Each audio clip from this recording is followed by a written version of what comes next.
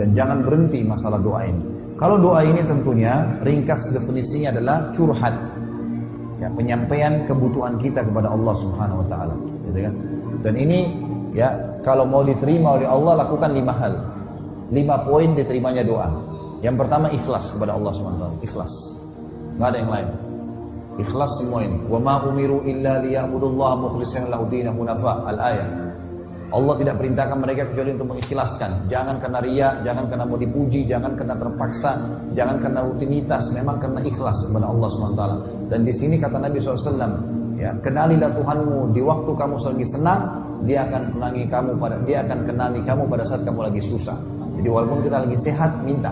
Saya bilang tadi kata kuncinya, lebih besar pahalanya minta dipertahankan nikmat daripada sudah hilang nikmat baru kita minta dikembalikan. Yang pertama ikhlas. Yang kedua, ya, tidak tergesa-gesa dalam ucapan lisan dan dalam menunggu proses penerimaannya. Kata Nabi SAW dalam hadis Bukhari Muslim, yustajabu li ahadikum ma lam ya'jal.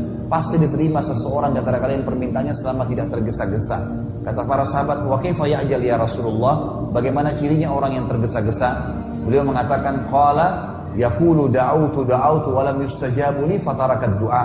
Dia mengatakan saya sudah berdoa tapi belum lihat hasilnya, maka dia pun meninggalkan doa.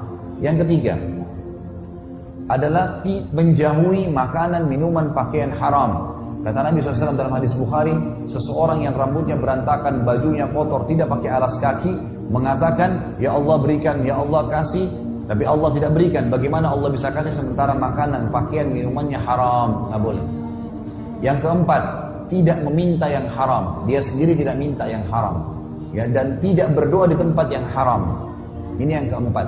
Jadi misal tidak bisa orang bilang ya Allah berikan saya rezeki karena saya mau berzina, misal, atau dia ya meminta di tempat-tempat yang haram, syirik, meminta-minta kepada jenazah yang sudah mati, di pohon yang dianggap keramat, ini semua tidak diterima oleh Allah Subhanahu Wa Taala. Kalaupun ada yang datang kepada dia itu bukan hasil doanya, tapi rezeki yang sudah tercatat untuknya tadi. Jadi tidak ada hubungannya sama perbuatan syiriknya.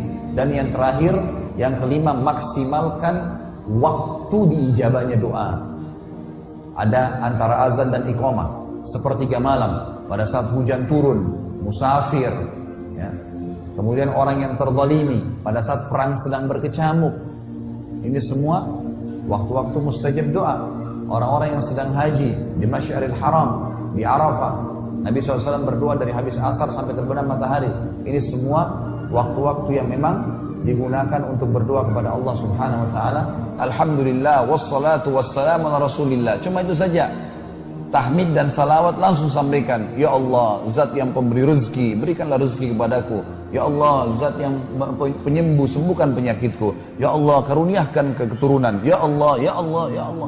Dan kata Nabi SAW, kalau Allah mendengar doa yang indah dari seorang hamba, bagus sekali. Wahai zat yang telah menciptakan langit dan bumi, zat yang maha kuat, zat yang maha perkasa. Puji Allah teman-teman sekalian. Puji Allah, tanamkan itu dalam hati supaya imannya bertambah. Sebagian ulama salaf kalau berdoa di malam hari sujud, dia mengatakan, ya Allah, zat yang mengizinkan aku meletakkan dahiku di tanah, zat yang mengizinkan aku menghirup udara, oksigen sehingga aku bisa bernafas, zat yang memudahkan lisanku mengeluarkan kalimat-kalimat ini, zat yang memudahkan aku untuk berdoa dan dia menjanjikan untukku jawaban. Puji Allah Subhanahu Wa Taala untuk menambah keimanan dalam hati kita. Ya Allah, sebagaimana Engkau izinkan aku sujud di malam ini, aku mengucapkan doa-doa ini, kabulkanlah permintaanku. Ya Allah, kalau aku sakit sembuhkan, kalau aku lagi miskin kayakan, kalau aku lagi butuh penuhi, seterusnya. Banyak orang teman-teman sekalian tidak memahami masalah ini. Kata Nabi SAW, kalau Allah mendengar doa indah dari seorang hamba, Allah sengaja menerlambatkan jawabannya. Jadi bukan Allah nggak kasih. Bapak Ibu jangan berhenti berdoa. Allah kasih, tapi Allah terlambatkan. Kenapa? Kata Nabi SAW, agar hamba tersebut tetap dalam doanya. Bayangkan kalau kita lagi sakit, muji Allah, lalu kita mengatakan, ya Allah sembuhin. Sembuhin tiba-tiba sembuh. Masih berdoa kan? Tapi coba kalau Allah tunda 2 hari, 3 hari, seminggu, setahun. Teman-teman ini yang sudah rajin berdoa tapi belum Allah kasih, teman-teman sekalian. Yakinlah sebuah hadis Nabi. Kata Nabi SAW, tidak ada seorang muslim yang berdoa di muka bumi, hadis sahih riwayat Imam Muslim, kecuali diijabah sama Allah. Hanya saja melalui 3 tahapan. Kalau Bapak lapar nih, terus Bapak berdoa sama Allah, ya Allah hilangin lapar saya. Hilang tiba-tiba? Ada proses. Kita makan, ada yang kasih makanan, mungkin kita masak, minimal ngunyah dulu, telan dulu, baru kemudian hilang laparnya. Capek, letih, ya Allah capek, letih. Baik, Allah hilangkan. Dengan cara tidur dulu, istirahat. Nggak langsung hilang, spontanitas. Jadi ada proses, gitu kan? Nah ijabah dari Allah datang ada prosesnya, nggak spontanitas begitu, nggak seperti sulap-sulapan gitu. Kemudian yang kedua, kata Nabi SAW, yusraf an husu, bisa dihilangkan musibah yang tadinya harus kena dia, hilang, nggak jadi kena. Kita nggak tahu nih, bisa saja mungkin ada sesuatu memang yang akan orang niat jahat, orang niat buruk, Allah Subhanahu Wa Taala hilangkan musibah itu dengan doanya. Tapi ini tidak lepas dari takdir ya.